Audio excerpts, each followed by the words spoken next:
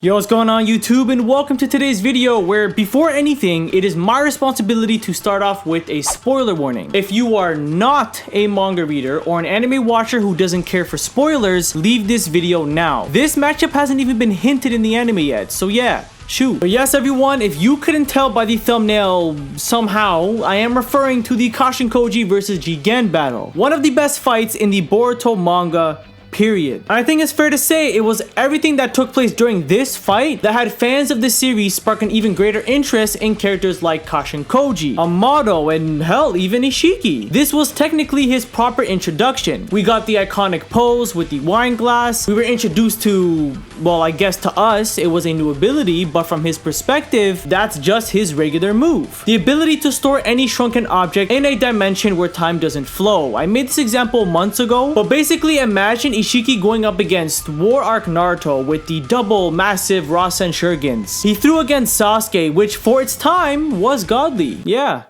For its time. Ishiki literally has the ability to shrink the shurikens, store them in his dimension, beat the crap out of Naruto, spawn him back to their original size, and throw him right back at him. What's messed up about what I just said is this isn't an exaggeration to sound funnier or boost Ishiki's given abilities. This is literally something he can do so easily that it's actually scary. Koji surviving this battle was pure luck, man. If Ishiki wasn't so boastful and high and mighty and just finished the job, Koji would have been out. We would have found out he was Jiraiya, and that was it. Never to be seen again. But for real though, I think chapter 40 to 50 was the best 10 chapter stretch we've ever gotten in Boruto. Chapters 50 to 60 don't match, and not even 30 to 40. I don't mean to downplay them, but to instead just give praise to these chapters because they were such a good read. I really enjoyed reading Boruto during those times. I was rereading it as well, probably more than I should have. Now of course the Kashinkoji fight wasn't the only thing going on during its time. While Koji was duking it out with Jigen, at the same time this is also when we learned some of Ishiki's time on Earth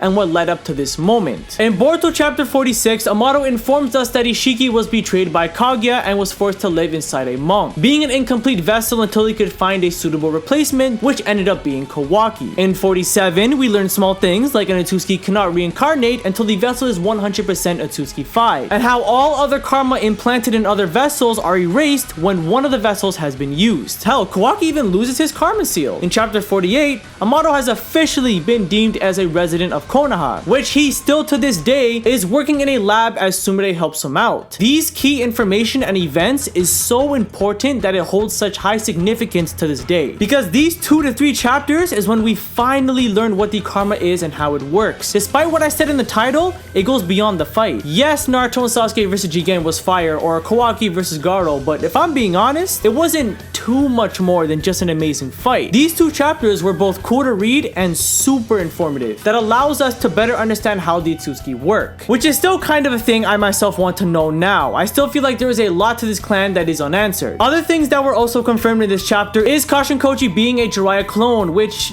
we all knew, to be fair, but what really shocked me, and if you're a consistent watcher on this channel, you know I still to this day bring it up, is Ishiki hinting at Amato and Jiraiya's possible connection, and Amato wanting to cling to Jiraiya's fate. I don't know when we will hear of Amato again, but when we do, based off of the ending of this battle, I doubt he'll be on the side of Konoha. And one of the best things about being an anime watcher for this reveal is the fact that Boruto and Sasuke have already encountered Jiraiya. As I was rereading this chapter, I noticed that most moves Kashinkoji tries to perform, we've seen Jiraiya attempt to do to Urashiki. Boruto saw that firsthand, and yeah, Naruto did mention that Koji fights very similar to a man he once knew, but I'd be very surprised if Boruto didn't say the same. Yes, back then it seemed like the point of the time travel arc was for Boruto and Sasuke to get put into a perspective of what life was back then, especially since Sasuke wasn't around, but now that I think about it, there probably was another reason we just didn't think of. It's crazy to me that one of Boruto's coolest characters who's had one of the best fights is still such a mystery. We don't know how this clone was made, why it was specifically made, and how the hell is Kashinkoji a perfect sage. There were more questions about his character after the fight than before. Koji is still a mystery. Now with his character, I like to look at him as a Jiraiya 2.0. Yes, Kashinkoji gets messed up pretty bad at the end, but if you're a Jiraiya fan, this is definitely a fight for you. To even take down a 10% 100% jigen is still pretty impressive, seeing as how Kochi did it fairly easily. And again, he's a Jiraiya clone. No offense to the legendary Sannin, but he's far from the strongest in the Naruto series. And we also can't forget one of the most anticipating moments involving this character is Naruto and Koji's first interaction. I hope now you can all see why I'm so happy for anime onlys, man. Y'all are lucky. I wish I could forget what's to come, because that was in the middle of Boruto's peak and when the lore of the story just inclined even more, especially for what came after these events. And just like I said in the beginning, I know it's not just me when I say these chapters is what sparked a greater interest in characters like Amato, Kashin Koji, and Ishiki, being as how they were the centerpieces. And the best part is, there's still so much more to these characters. Amato is suspect as hell. The fact that he knows so much of Ishiki's origin and the Itsuki clan, when realistically Ishiki should have had no business telling him that much, is concerning. Kashin Koji and his connection to Amato is concerning. And not really just Ishiki, but all future information about the Itsuki clan, because I doubt what we currently know is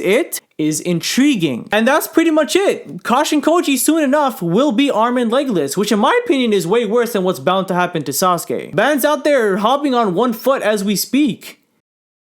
And he'd still probably whoop Konohamaru's ass.